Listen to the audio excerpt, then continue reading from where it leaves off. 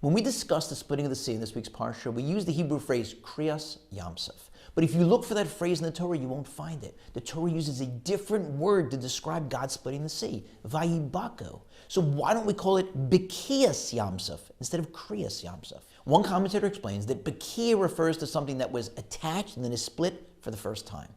That's the word that's used in the Torah.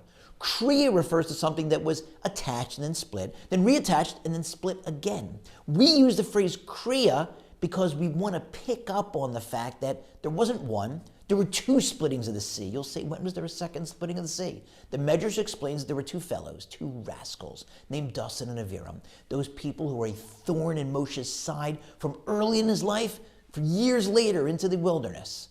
They did not leave Egypt with the rest of their fellow Jews. In fact, they stayed behind as advisors to the Egyptians and only left when the Egyptians went after the Jews to try to recapture, re-enslave them, or kill them.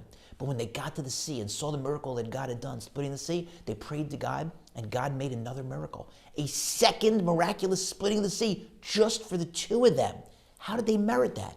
Why? Because they were two of the Shotrim, two of the Jewish police officers or taskmasters, and they took beatings on behalf of their fellow Jews because they refused to beat the Jews at the order of the Egyptians. So they had that merit, and they cried out sincerely, and God listened to their prayers. So we use that phrase to remind ourselves that no matter how far gone someone is, it's never too late.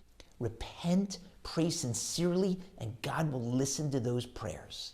And I was thinking about this because recently I didn't get the memo and didn't realize that the street that I was walking down in Manhattan was the same street at the same time there was a pro-Hamas rally. Rather sickening. Fortunately, I was wearing a hat at the time, so nobody started up with me. But perhaps the most sickening thing about it is that there were Jews who were part of the rally. How could I tell they were Jewish? Well, some of them I could see by what they were wearing. And others was they were holding up signs proclaiming the fact that they were Jews being part of the Kill the Jews rally.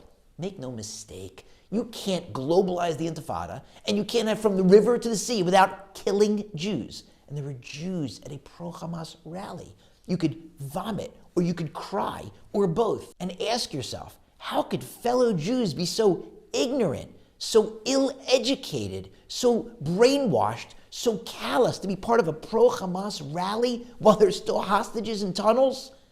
But you just have to hope that someday they'll get a grip, and they'll have some merit, and they'll repent, and they'll pray. And God will listen, even to those prayers.